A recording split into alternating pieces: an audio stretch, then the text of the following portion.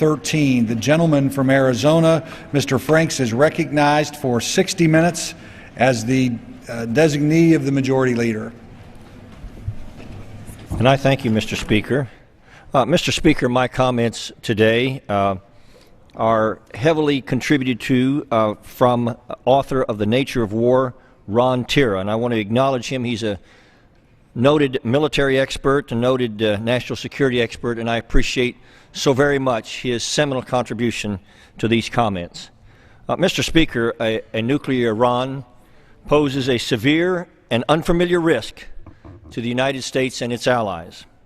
We have to be very careful not to mistakenly assume that a relatively stable balance of deterrence, similar to the nuclear equilibrium between the United States and the Soviet Union during the Cold War, can be achieved with Iran.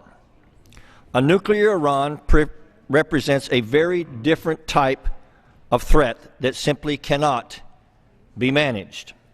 A nuclear Iran would serve to incentivize the development of nuclear weapons by many other regional powers in the Middle East, such as Saudi Arabia, Egypt, and Turkey. And Mr. Speaker, a multipolar nuclear crisis is much harder to manage than anything we've experienced or did experience during the Cold War. If we could all just imagine for a moment the so-called chicken game, but instead of 2 drivers, imagine 5 drivers, Mr. Speaker, each speeding from different directions to converge on the same intersection. All of this, in addition to the other characteristics of the Middle East, such as unstable regimes and the danger of nuclear weapons falling into the hands of al-Qaeda or other terrorist groups. Consider Gaddafi's Libya, Mr. Speaker, with several nuclear warheads. Who knows where they might be now? And where would the world be today if Syria's Assad had managed to complete his nuclear bomb-making efforts?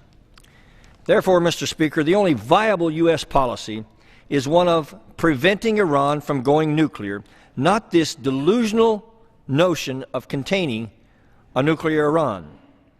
Indeed, prevention is the stated policy objective of this president and his top advisors. However, the problem is not with the stated policy, but with the strategy that is supposed to achieve it. And Mr. Speaker, the facts on the ground reveal that our policy objectives are not turning into reality. Nearly all previous red lines demarcated by America and its allies over the Iran's nuclear ambition have now been crossed, with very few repercussions to show for Iran's defiance.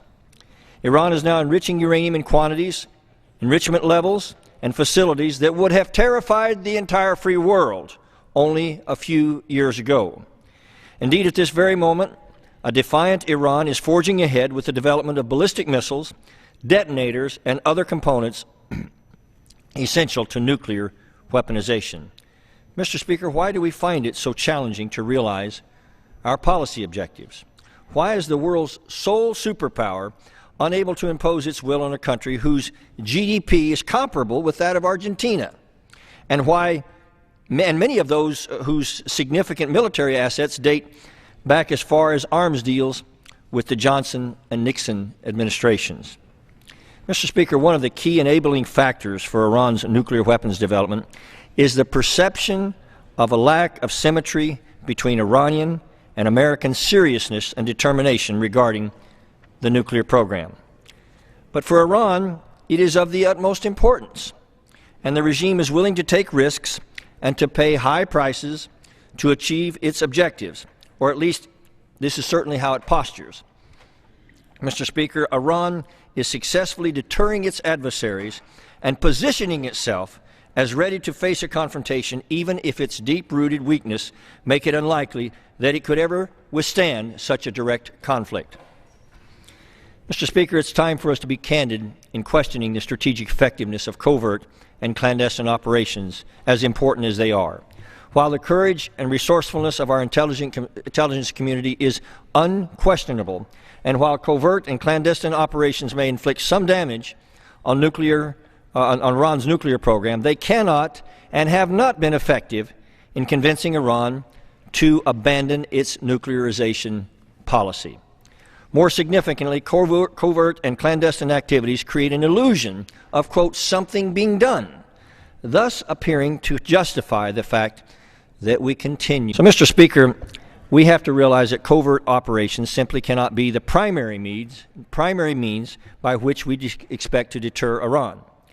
If prevention is our real commitment and not merely lip service, then we must deal with that Iranian nuclear challenge immediately and not later. Every day that passes, Iran grows more dangerously close to realizing its nuclear ambition and to becoming virtually untouchable militarily. In the face of that reality, the more breathtaking reality is that it seems both the Iranian and the American administrations favor wasting more time. Iran because it allows them to forge ahead towards completion, and the Obama administration because it allows them to postpone difficult decisions which would necessitate actual leadership from the White House. Mr. Speaker, the President's disingenuously stated ends are utterly at odds with our actual response, and this raises a host of questions as to the credibility of either the administration's true intent or its chosen strategies. It is almost unimaginable how much further American strategic credibility would deteriorate if Iran actually acquires the bomb in spite of the half-hearted warnings of Mr. Obama. Credibility questions also abound with regard to the administration's reasoning against military action. Time and again, administration officials argue that the futility of military action is real since allegedly some of the nuclear assets are difficult to reach, and a military action may only postpone the nuclear program by a couple of years. But, Mr. Speaker, this is a peculiar argument at very least. Any nuclear production asset that is destroyed can be eventually rebuilt. Moreover, chasing each and every centrifuge, whether it is stashed away, is ultimately an ineffective strategy. So why does the administration advocate such a strategy? Our strategic challenge, Mr. Speaker, is Iran's policy of pursuing a military nuclear capability. It is not necessarily not even mostly that Iran is currently in possession of certain nuclear production assets. It is Iran's policy that must be altered.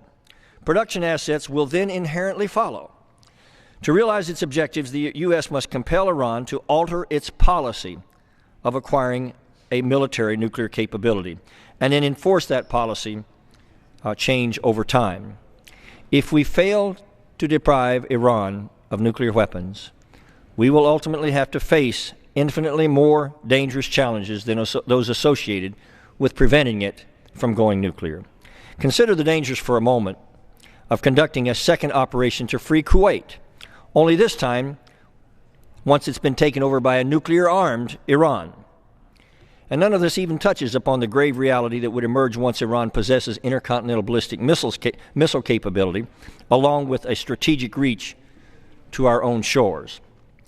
Mr. Speaker, it's a sad day when the vacuum of leadership in the White House has allowed Iran to posture more credibly than America in spite of wielding a much smaller stick. In this instance, it has literally allowed Iran to be more strategically effective than we are.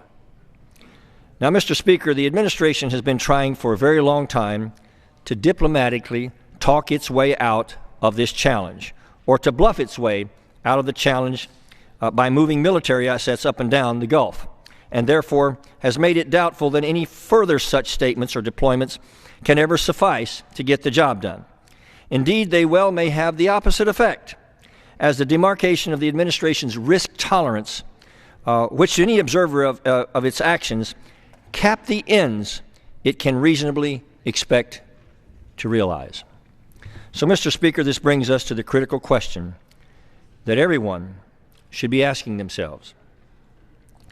If this administration is so deterred by a pre-nuclear Iran, how would it ever face up to a nuclear-armed Iran? This is why, to date, in the only game that matters, that of conflicting policies, Mr. Speaker, the United States has not been able to alter Iran's policy of acquiring nuclear weapons. And Mr. Speaker, we are running out of time to do things differently.